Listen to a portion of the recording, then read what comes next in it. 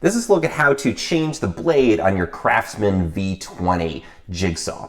So this has a toolless blade change, which is great. It's very easy to do. And the first thing we want to make sure of is that there's no battery on here, because you really don't want any situation where this could start to operate, obviously, while you're changing the blade. So take the battery off.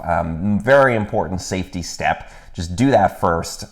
Don't do anything else until you've taken the battery off to ensure it's not going to move.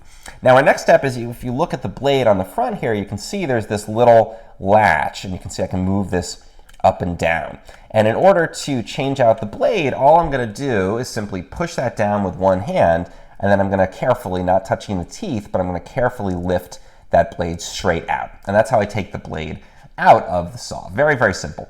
To put the blade back in, we just do it in reverse. We press this little button down to release the blade lock. We're going to take the blade itself, make sure that the teeth are facing outwards. Obviously, if it's backwards, it's not going to cut anything. And we just guide that down into the blade holder. There's a little wheel on the back here, you can probably see there. That's going to sort of grip the blade. You want the blade to be between that wheel. And then we're simply going to let go.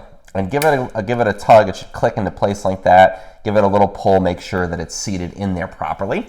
And now that that's done, we can go ahead and put our battery back in here and be ready to go. So that's the simple process of changing out that blade on the Craftsman V20 Jigsaw. If you found this helpful in any way, please subscribe to my channel. It really helps.